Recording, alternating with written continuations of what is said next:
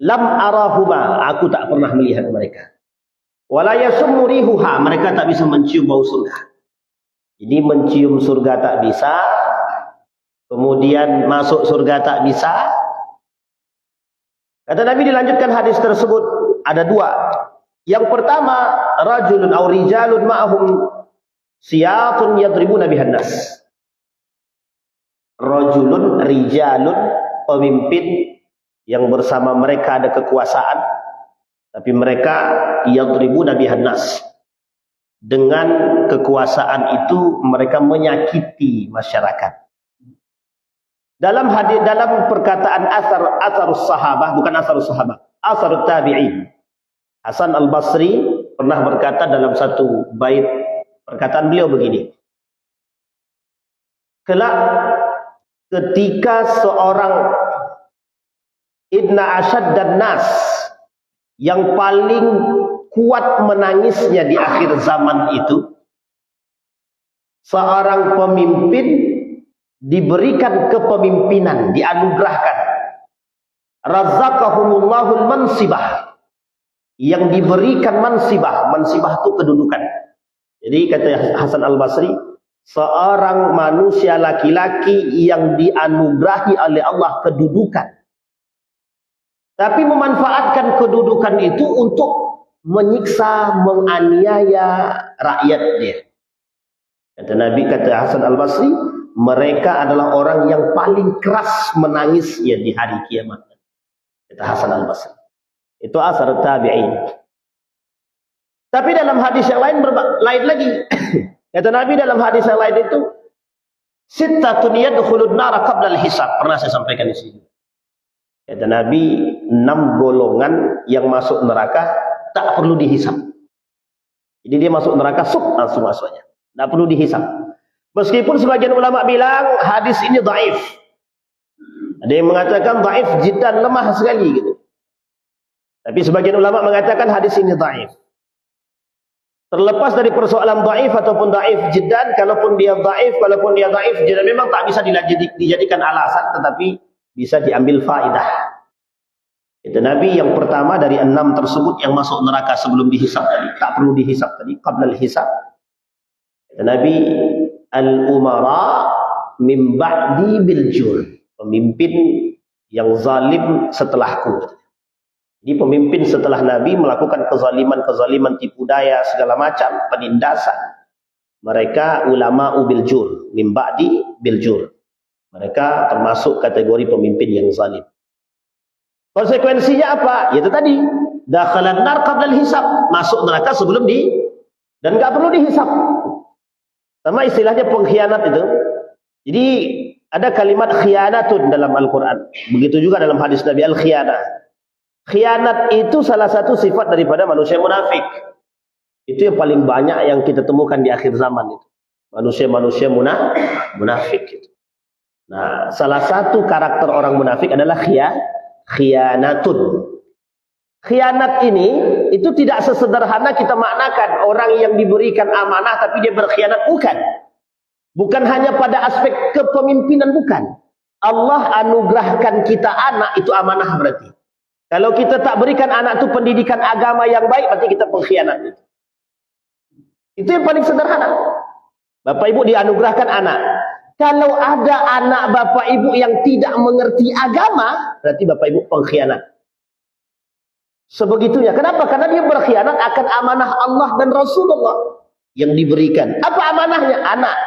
Apa amanah yang Allah berikan kepada kita sebagai seorang ayah? Memberikan pendidikan agama yang pertama. Jadi bukan masalah, bukan yang lain. Memberi makan, memberi rezeki, nafkah, baju, rumah, itu nomor sekian. Nomor pertama agama. Mengenalkan dia kepada Allah. Makanya tanggung jawab kita sebagai seorang ayah itu tidak sedikit, Pak. Berat.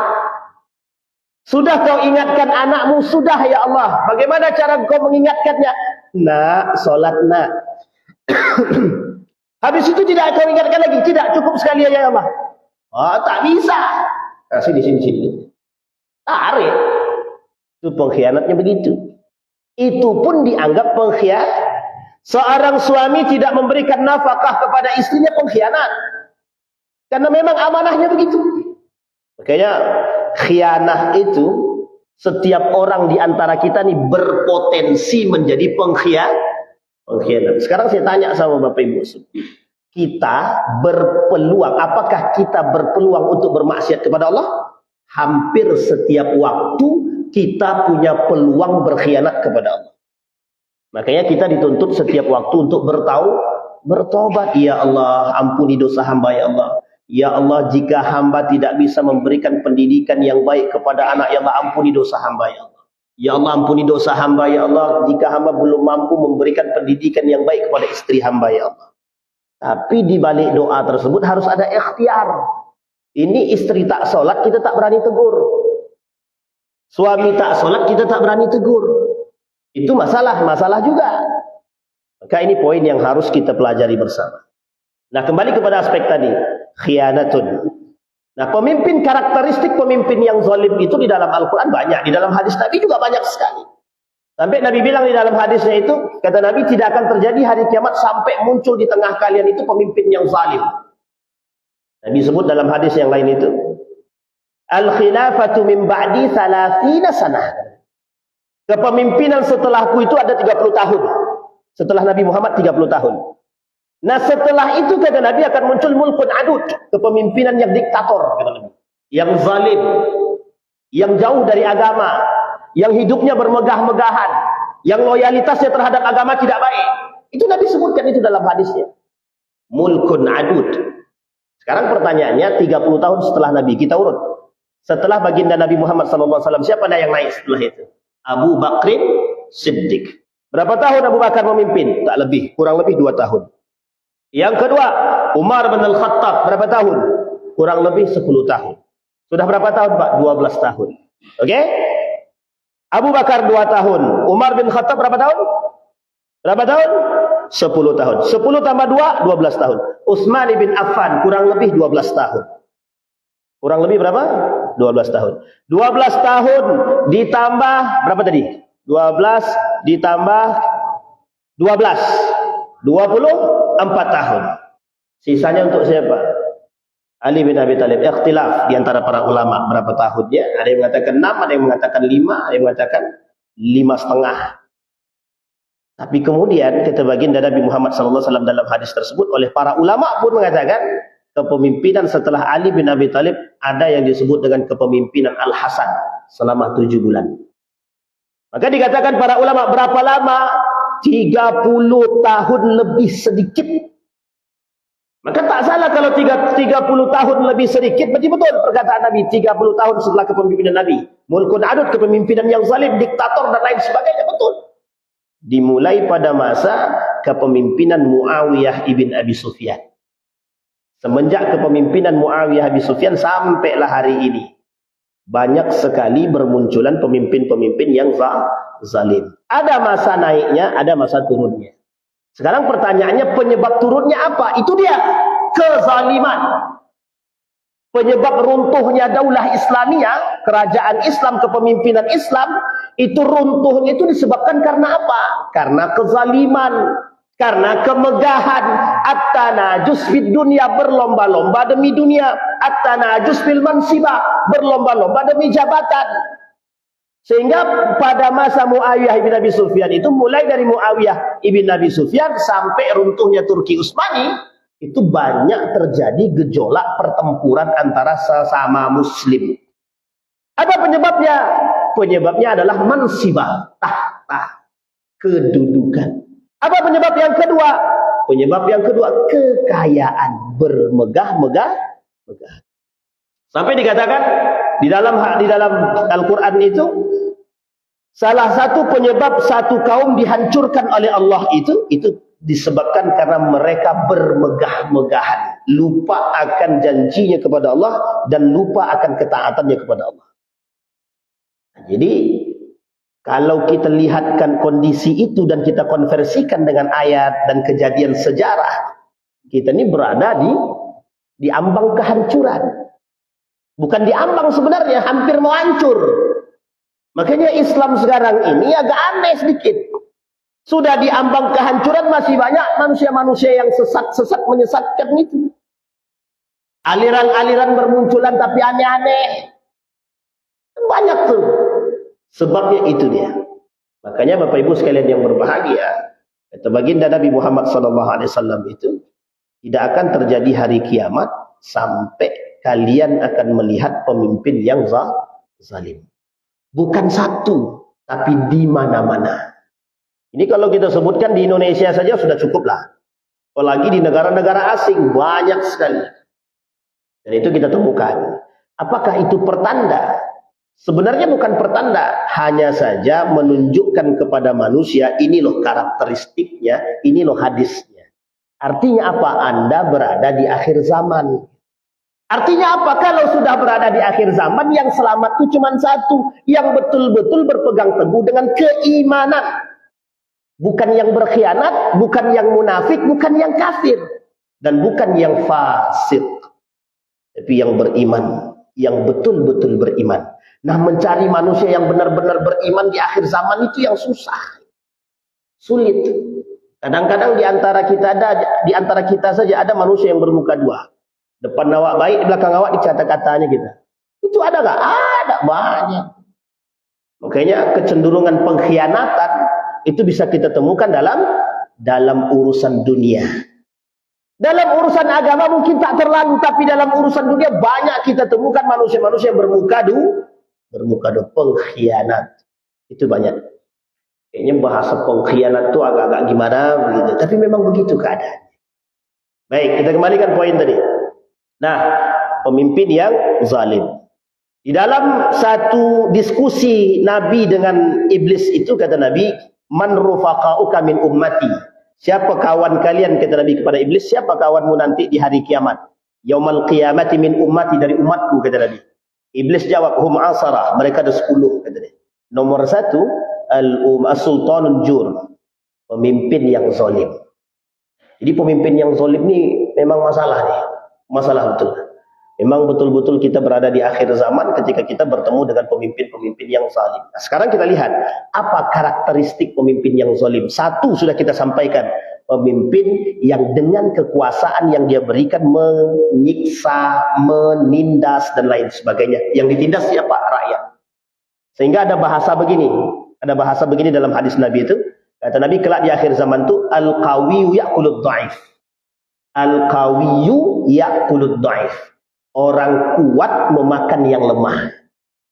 Bahasa ini bisa dipahami ya. Orang kuat memakan yang lemah. Itu tradisi jahiliyah sebelum Islam datang.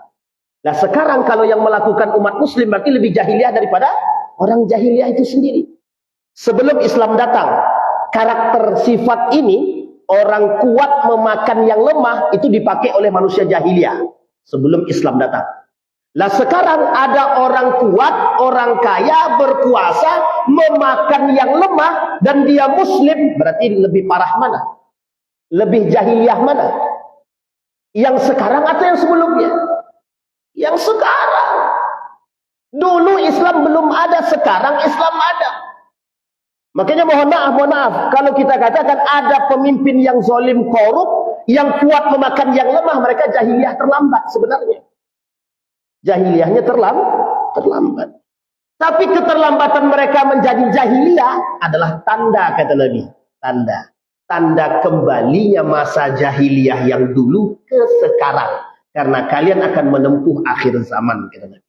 Sehingga salah satu karakteristik akhir zaman itu syirarun nas bi aktsar. Manusia yang bejat itu banyak. Nah, sekarang kalau kita konversikan keadaan, tak usah jauh-jauh sini dulu. Kalau kita konversikan dengan pernyataan Nabi tadi, kalau kita katakan syirarun nas itu banyak, manusia yang jahat itu banyak sekali, Pak. Sampai sekarang ini mencari yang benar pun susah. Ini kita ambil kasus ya, kita ambil contoh kasus. Ini saya yakinnya 80% di antara kita ini sepakat bahwa Pak Gubernur kita bermasalah. Sepakat kita ya? Atau ada yang tidak sepakat? Karena sudah pakai baju oranye dan sudah terborgol. Mesti semua kita ini hampir mungkin semua 80% kita mengatakan bahwa beliau bermasalah. Tapi kan masih ada kemungkinan 20% yang belum kita ketahui. Kita pahami Bapak Ibu ya. Pertanyaan kita adalah, begitu kondisi manusia hari ini. Artinya, yang salah, ini kita ambil satu hadis Nabi, kata Nabi, hatta yu'tamanal kha'in wa yukhawinal amin. Kata Nabi, di akhir zaman itu, orang jujur dianggap tidak jujur, orang tidak jujur dianggap jujur. Satu. Yang kedua, kata Nabi, yu'tamanul kha'in. Orang pengkhianat dipercaya, orang terpercaya dianggap pengkhianat. Sekarang saya tanya, dalam hadis yang dua ini saja yang terakhir, bagaimana kita melihat kebenaran itu? Hampir tidak bisa kita lihat. Betul apa betul? Sekarang saya tanya, ada nggak kemungkinan besar? Saya tanya nih Pak, ada nggak kemungkinan besar beliau dijebak? Ada nggak kemungkinan? Kemungkinan besar loh ya, kita bicara kemungkinan besar. Dan ada nggak kemungkinan yang lain? Dan kemungkinan yang lebih besar lagi, beliau betul-betul melakukan. Ada dua-duanya, bagaimana mencari garis kebenaran di antara keduanya? Apa ini Pak? Al-aql, dengan akal. Yang kedua, bil iman. Bisa dipahami sampai di sini Pak ya? Karakteristik Pak. Makanya mohon maaf kalau kita berbicara ke pemimpin, karakteristik pemimpin yang zalim, satu, menindas rakyat. Itu jelas.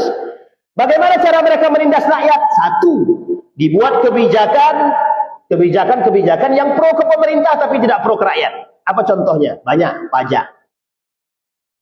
Kata siapa itu penulis buku Muqaddimah? Ibnu Khaldun.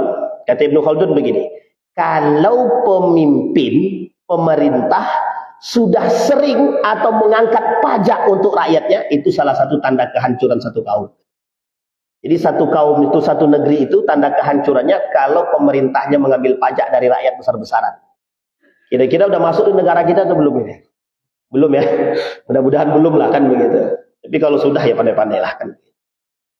Tapi, ada tapinya. Keberpihakan. Yang kaya tidak diambil pajak, yang miskin yang diambil pajak. Wah, itu lebih kacau lagi. Kalau ada kebijakan begini lebih parah lagi itu. Baik, itu yang pertama. Ini model. Adakah yang lain cara pemimpin yang zalim, yang menindas rakyat dengan cara yang banyak? Menekan. Bagaimana cara mereka menekan? Banyak hal. Dengan kebijakan-kebijakan, baik itu pajaknya, baik itu dan lain sebagainya lah. Dan itu poin bagi kita untuk kita perhatikan. Yang kedua, karakteristik pemimpin yang zalim, melakukan perbuatan manipulasi ataupun kecurangan. Apa kecurangan yang dia buat? Banyak. Melalui program-program suap, melalui program-program korupsi, melalui celah-celah yang lain. Kita ambil contoh. Pemimpin, salah satu contoh pemimpin yang zalim dengan karakteristik manipulatif, menipu rakyat. Pendidikan agama dikurangi, pendidikan umum diangkat. Dengan alasan kita ingin mengembangkan IQ generasi. Itu manipulasi namanya. Kenapa saya katakan manipulasi? Tertipu dan menipu. Kalau agama satu negara sudah ditiadakan atau dikurangi, maka bersiaplah kehancuran semakin tinggi. Saya ulangi Pak, kalau agama sudah diturunkan, ruang bagi agama diperkecil, yang diperbesar ruang tanpa agama, maka bisa dipastikan kehancuran satu negeri semakin menjadi. Kenapa? Karena yang menjadi regulasi, yang menjadi standar manusia berakhlak adalah agama. Lah kalau agama sudah tidak ada bagaimana? Nggak bisa.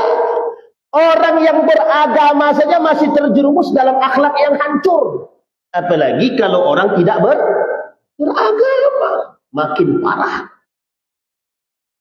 Makanya sempat dulu ada namanya pemerintah, pokoknya pelajaran agama dikurangi. Wah, itu sudah menyeleweng itu. Pemerintah yang begitu itu sudah menyeleweng atau mencampur adukkan agama. Berat apa tak berat itu? Berat. Itu karakter pemimpin yang zalim. Kemudian ada contoh karakteristik pemimpin yang zalim yang lain, ada merampok. Bagaimana cara mereka merampok? Membuat kebijakan juga. Kebijakan-kebijakan yang aneh. Misalkan, contoh nih, kontraktor bentar lagi mau pencairan. Sebelum pencairan, Pokoknya bayar 10% dari hasil pencairan. Lah kalau 10% dari 200 juta berapa? Yang mengerjakan duitnya habis 150 juta. Berharap untung 50, dipotong 20% dari 200, 10% dari 200 juta. Jadi berapa dia dapat? 30. Selama 3 bulan atau selama 4 bulan. Habis Pak. Untung apa dia? Sampai di sini paham Bapak Ibu ya? Ini jangan main-main dengan hal-hal begitu. Sudah di depan dipotong, di tengah dipotong, di belakang dipotong lagi. Lagi itu untungnya apa? Sudah banyak yang kita lakukan. Kezaliman-kezaliman seperti itu. Baik. Kemudian apa contoh pemimpin yang zalim? Pemimpin yang zalim memberikan ruang kepada orang-orang yang jahat. Tidak mengambil tindakan kepada pelaku-pelaku kekerasan dan lain sebagainya. Apa contohnya? Memberi ruang kepada penjual-penjual narkoba, miras dan lain-lainnya yang berpotensi merusak akhlak. Premanisme dijaga, kemaksiatan dibuka, tempat zina tidak diambil tindakan. Nah, kalau kayak gini, ini bukan masalah zalim lagi Pak. Dah zalim banget, yang merusak habis Pak. Yang dirusak bukan hanya kita, tapi generasi yang dirusak. Sampai di sini paham ya Bapak Ibu ya. Makanya karakteristik kezaliman itu. Nah sekarang pertanyaannya adalah, kalau negara kita misalkan atau satu negeri tersebut sudah bercampur, sudah terjadi kondisi seperti itu, apa yang harus kita lakukan? Satu, menasehati. Dengan bagaimana cara kita menasehati? Menyurati. Yang kedua, mencari orang yang terdekat untuk bisa menyampaikan aspirasi. Boleh Pak, tidak ada masalah. Berarti boleh tidak kami demo? Boleh. Tapi dengan catatan demonya harus baik. Tidak boleh merusak, tidak boleh menyakiti, tidak boleh yang lain. Menyampaikan aspirasi dengan cara yang ma'ruf boleh, tak ada masalah, boleh.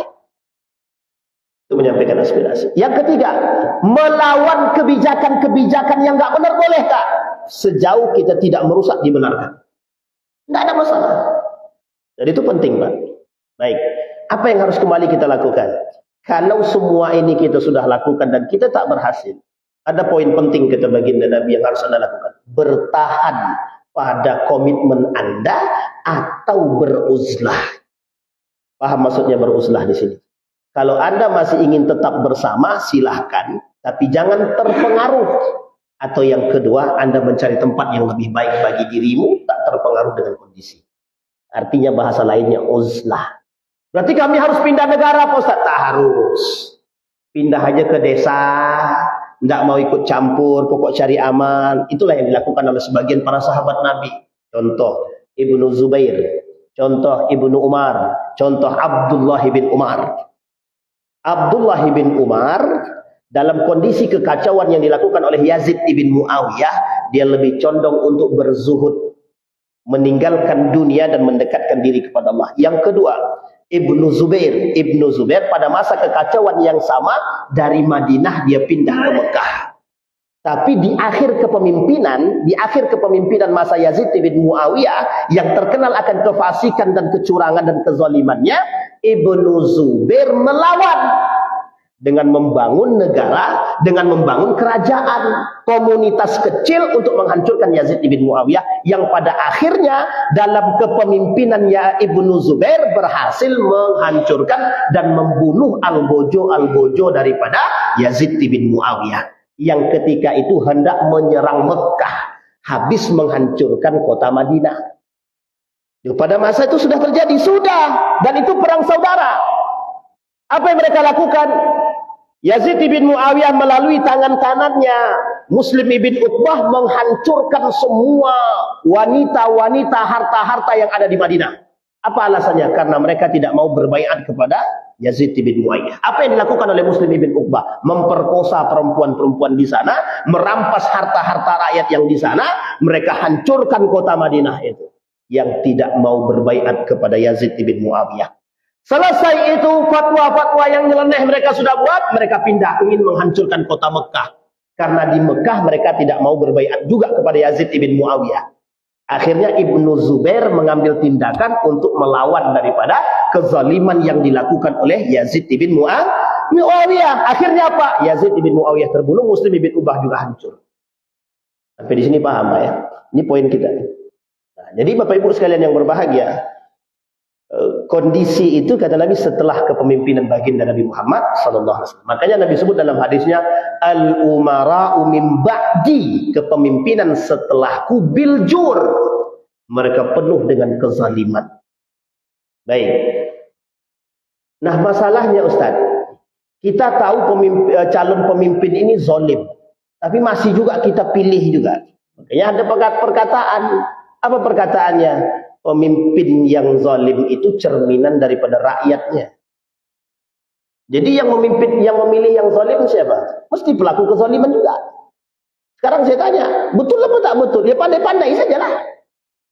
Mungkin tak orang beriman memilih orang zalim? Mungkin tak orang beriman memilih orang zalim? Harusnya tidak.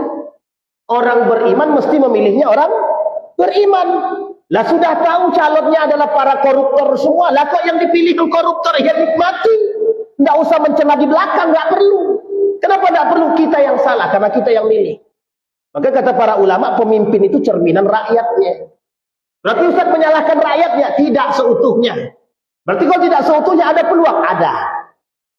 Makanya mohon maaf Pak, memilih dengan akal dan iman. Bukan akal saja dan nafsu. Tapi memilih dengan akal dan iman. Tapi Ustaz sebelum dipilih itu dia rajin Ustaz ke masjid. Sebelum dipilih. Setelah terpilih rajin juga Ustaz. Betul. Belakangnya kita nggak tahu. Ya Alhamdulillah. Berarti kan kita tertipu. Kan begitu aja ya. Sampai di sini paham ya Bapak Ibu ya. Baik. Nah ini kita kembalikan kepada perkataan Nabi. Maka kata baginda Nabi Muhammad SAW, yang masuk neraka sebelum dihisab tadi adalah salah satu di antaranya pemimpin yang sah. Tapi ingat Bapak Ibu, ini juga ada kebalikannya. Salah satu penyebab pemimpin itu cepat masuk surganya adalah pemimpin yang karena keadilan pemimpin tersebut dia bisa cepat masuk ke dalam surga. Nah, jadi Bapak Ibu, masalahnya sebenarnya sederhana Bapak Ibu. Kita ini kadang-kadang suka mencela pemimpin tapi tak pernah mendoakan. Saya coba tanya sama Pak Imam, mana Pak Imam gitu tadi? Pak Imam, ada Pak Imam. Seberapa sering Pak Imam mendoakan pemimpin? Jangan Pak Imam kan cuma berdoa, kita yang aminkan, kan begitu. Jujur saja Bapak Ibu. Jangankan Bapak Ibu, mungkin saya pribadi juga begitu. Hampir kita ini, dan sekian banyak masjid ini, kan rata-rata doanya pakai jahar semua kan gitu. Hampir tidak kita dengarkan satu doa untuk pemimpin. Ya Allah, berikan kami pemimpin yang baik dan perbaikilah pemimpin-pemimpin kami. Ada nggak perkataan itu? Ini minta maaf Pak, kalau kita diberikan pemimpin yang seperti itu, karena kita nggak pernah mendoakan mereka. Jadi tidak bisa kita salahkan seutuhnya, tapi juga kita perlu menyalahkan diri kita sendiri. Nah ini poin penting Bapak. Berarti Pak Ustadz kalau kayak gitu kita tidak usah ikut politik lagi. Benar, kita tidak ikut politik tidak masalah. Tapi jangan salah kalau seandainya di kursi kepemimpinan diambil orang-orang kafir. Jadi kita serba salah, bukan serba salah, mudah saja. Cari pemimpin yang beriman. Lah kalau mereka tidak beriman terus bagaimana Pak Ustadz? Cari orang yang bisa mendampingi dia yang beriman.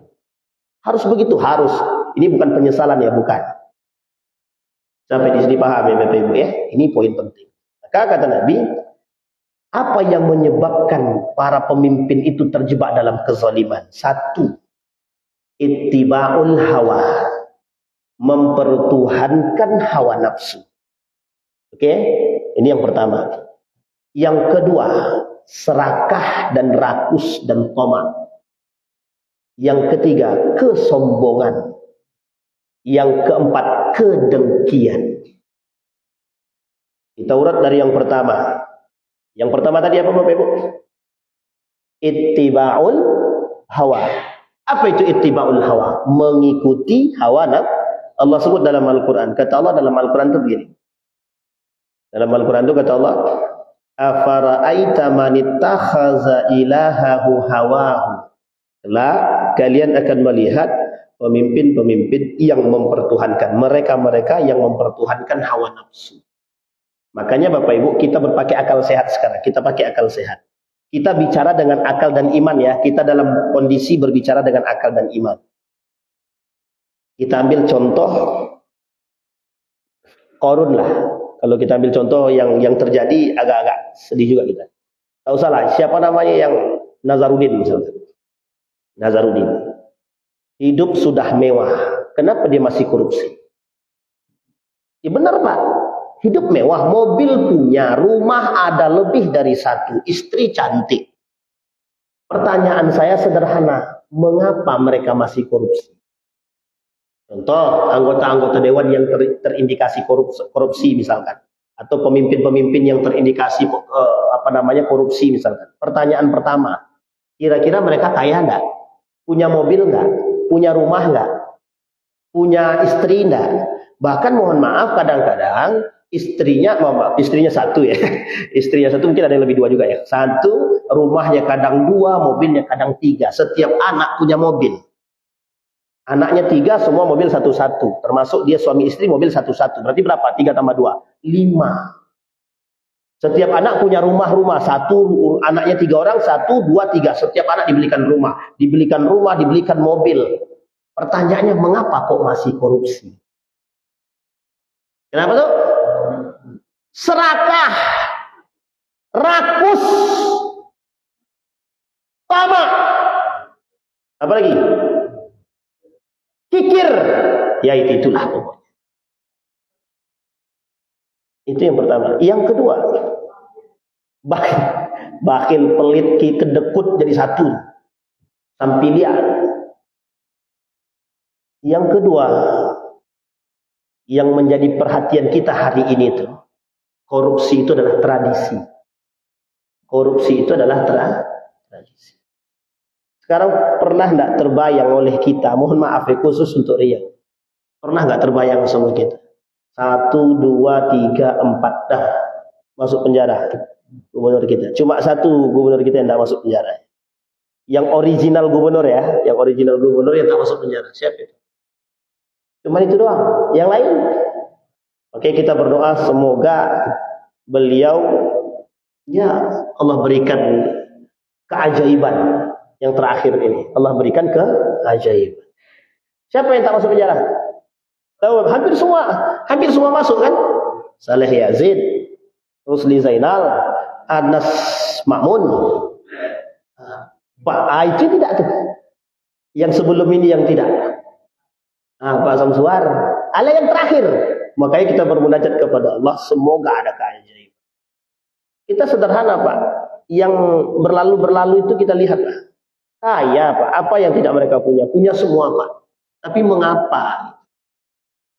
Makanya kita sebutkan, sampai ada bahasa orang hari ini yang perlu kita garis bawahi.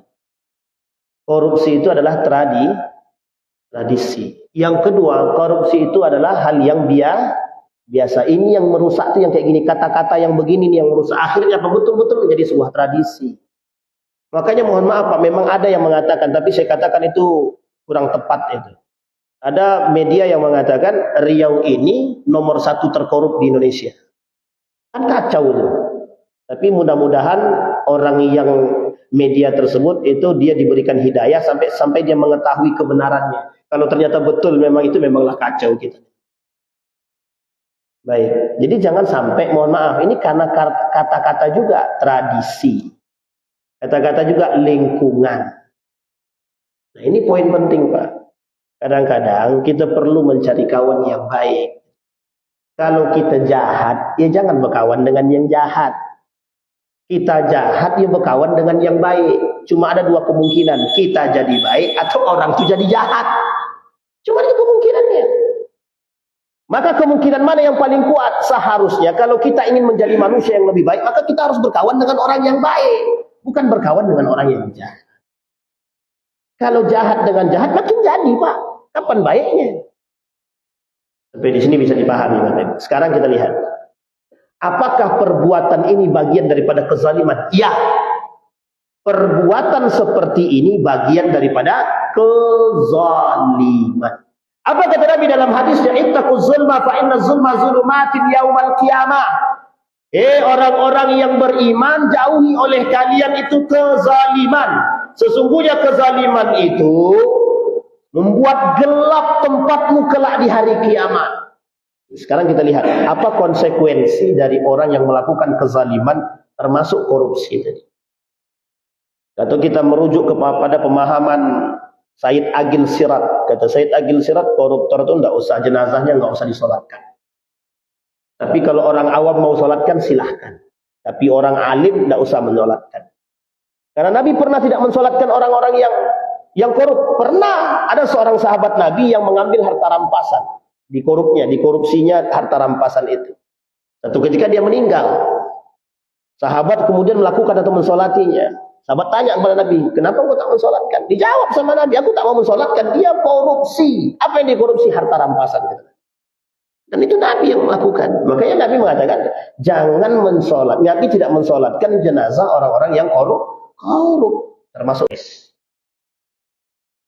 tenang. Aman semua Bu. Nah, ini yang lagi heboh itu. Berarti kami tidak perlu mensolatkan mereka.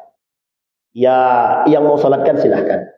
Tapi anjuran ini bagi orang yang alim, ulama, tak usah.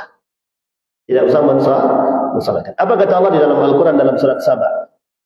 Wa naqulu lil ladzina zalamu dzuqu 'adzaban nar allati kuntum biha tukadzibun. Orang-orang yang berbuat zalim, rasakan oleh dzuqu 'adzaban nar, rasakan oleh kalian azab api neraka di kata Allah.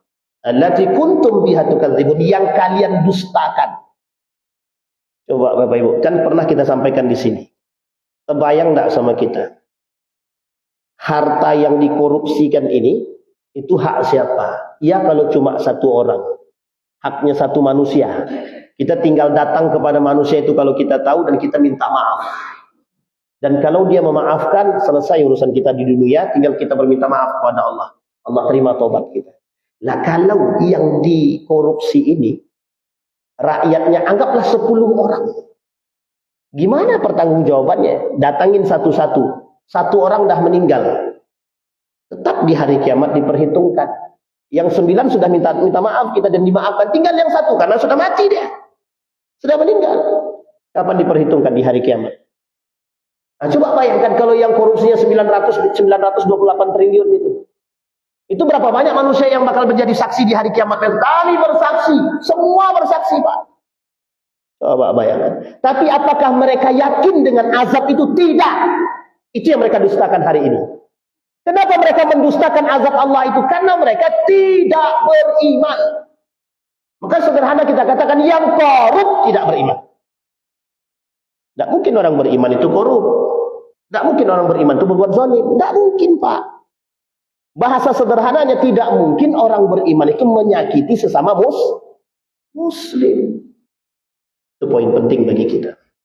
Apa kata Allah? Di dalam ayat yang lain, yauma la yanfa'u dzalimina ma'dziratahum wa lahumul la'natu wa lahum su'ud dar.